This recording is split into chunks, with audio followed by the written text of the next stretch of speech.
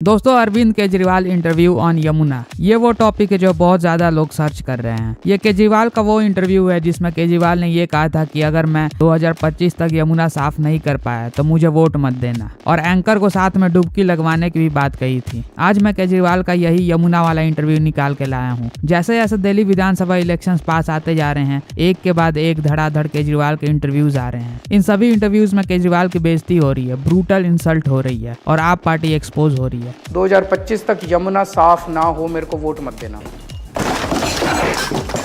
इससे बड़ा कोई कह सकता कुछ? आप सोच लीजिए, बहुत बड़ा काम है। बहुत बड़ा काम है, करेंगे ना, विश्वास है अपने ऊपर। दिल्ली की यमुना में कोई डुबकी लगा पाएगा? उसमें नाव चलेगी, बच्चे जाएंगे और बोटिंग करेंगे। साथ लेके जाऊंगा और हम दोनों डुबकी लगाएंगे। चले ठीक। दिल्ली पर एक आखिरी सवाल, फिर थोड़ा सी और बात आपसे करूंगा। एक कंट्रोवर्सी दिल्ली में ये चलिए, आपने जो ये नई आबकारी नीति जो आप लाए, कि दिल्ली में जगह जगह शराब की दुकानें खुल गई, और उसमें लोग ये कह रहे हैं कि ये कहीं रेजिडेंशियल इलाके में खुल गई, कहीं स्कूल के नजदीक खुल गई हैं, तो और वहां जगह प्रोटेस्ट भी हुए। आप मानते हैं कि एक प्रॉब्लम हुई है? नहीं, ये बीजेपी वालों के पास कुछ भी नहीं बचा। तो वो तू है कौन रे?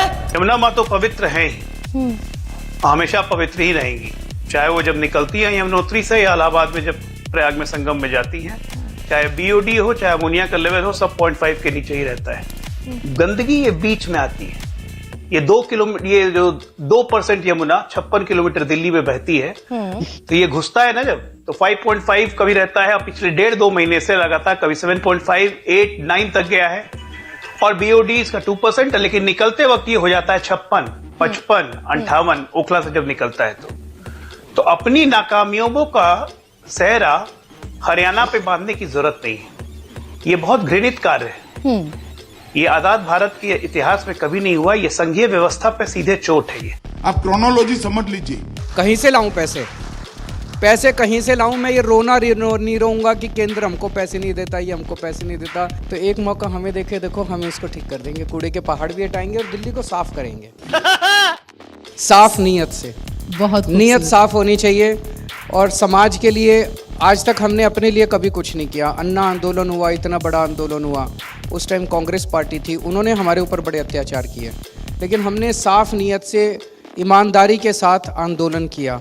आज बीजेपी बहुत अत्याचार कर रही है हम लोगों के ऊपर, दिल्ली के लोगों के ऊपर। अभी भी हम अपनी ईमानदारी के साथ, ये रोज़ मेरे को इतनी ज़्यादा गालियाँ देते हैं। कभी आपने सुना मैंने किसी को गाली दी? मैं एक ही काम के लिए आया हूँ कि जनता की सेवा करनी है, दिल्ली के लोगों की सेवा करनी है, उसी काम में लगा रहता हूँ मैं। बंद करो, हाथ जोड़ के। मुझे ये समझ नहीं आता कि जो लोग ये कस्में और वादे खाकर आए थे कि जब हम सरकार में आएंगे ना तो हम कोई बड़ा घर लेंगे, ना हम कोई बड़ी गाड़ियां लेंगे, और ना ही हम कोई सिक्योरिटी लेंगे, आज वो मारे फिर रहे हैं कि हमें ऑलरेडी दिल्ली पुलिस से सिक्योरिटी मिली हुई है, लेकिन पंजाब पुलिस की सिक्योरिटी भी हमको चाहिए।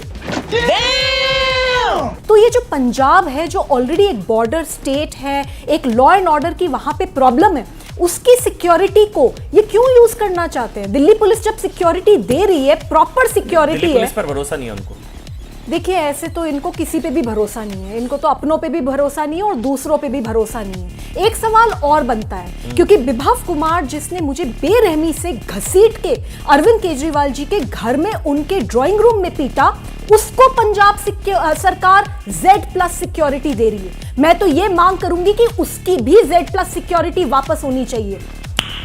नाइस। लेकिन राजनीतिक पार्टी बनाने का आपका जो मकसद था, जो मंतव्य था, उसके बारे में अन्ना हजारे ने भी एक बार समर्थन किया था, लेकिन उसके बाद उन्होंने अपने आप को इससे अलग कर लिया।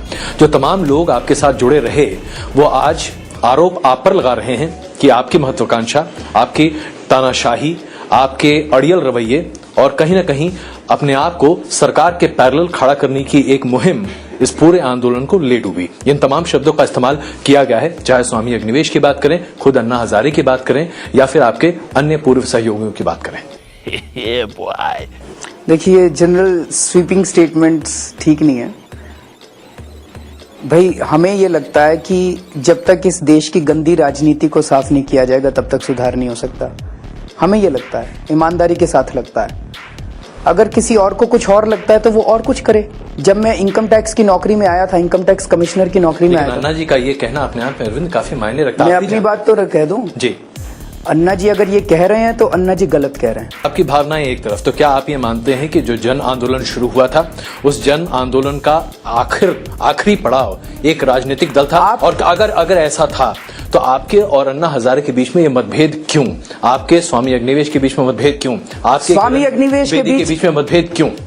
अरे सर जी, दोगले की औलाद, ये कौन सी फिल्म लाया है? सच क्या है वो तो ये दो भाई बैठे हैं, अनुराग जी मेरे छोटे भाई हैं, ऋषि भी मेरे भाई हैं, ये बता सकते हैं। लेकिन ये ना दोनों गुमराह कर रहे हैं। अजी ये सब मिले हुए हैं जी, ये दोनों मिले हुए हैं जी पूरी तरह से जी।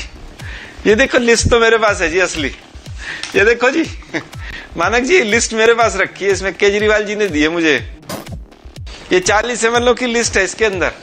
अजी सब मिले हुए हैं जी, इनमें ये दोनों मिले हुए हैं जी।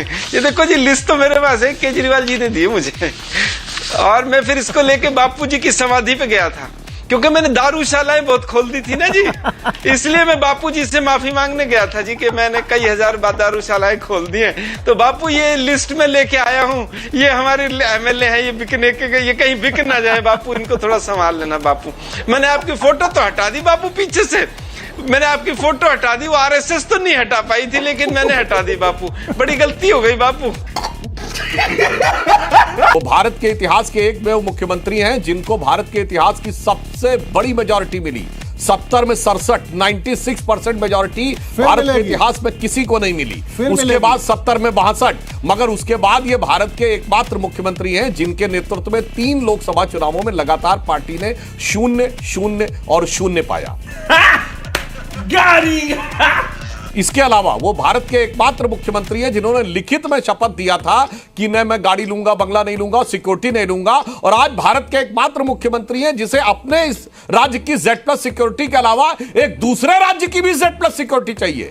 ये भारत में कोई दूसरा राज्य का ऐसा बता दीजिएगा जिसके मुख्यमंत्री को 2-2 राज्यों की Z+ सिक्योरिटी चाहिए हो, जिसने लिखित में कभी दिया था कि हम नहीं हैं। और ये भारत के एकमात्र मुख्यमंत्री हैं कि जब सत्ता में आए थे तो टोपी लगा के आए थे कि मुझे चाहिए जन लोकपाल। केजरीवाल जी देश के ऐसे पहले मुख्यमंत्री आप बोल रहे थे किसी राज्य को, अपने राज्य को साफ पानी पीने का मुहैया नहीं करवा तो पाए। आपका समर्थन और सवाल यह कि अभी भी वो मुख्यमंत्री का चेहरा है, जबकि सुप्रीम कोर्ट का आदेश है कि जब तक आरोप उनके ऊपर है, जब तक वो। दोस्तों केजरीवाल ने जो हरियाणा पर यमुना को दूषित करने का आरोप लगाया था, उसकी सच्चाई खुल के अब सबके सामने आ चुकी है। केजरीवाल की इंसल्ट वीडियोस तो बहुत सारी हैं, लेकिन यमुना वाला इंटरव्यू वायरल जा रहा है। अपने झूठे वादों से जनता को गुमराह करके केजरीवाल ने बहुत ऐश कर लिया। अब ऐसा लग रहा है कि आने वाले दिल्ली इलेक्शंस में केजरीवाल और आम आदमी पार्टी का इलाज दिल्ली की जनता करके रहेगी। केजरीवाल जितने चाहे इंटरव्यूज और पॉडकास्ट दे, इंसल्ट का जो सिलसिला है वो कभी नहीं रुकने वाला है। एक्सपोज होने की जो सीरीज है वो भी नहीं रुकेगी। तो अगर आपको ये वीडियो पसंद आई हो तो आगे शेयर करना मत भूलना।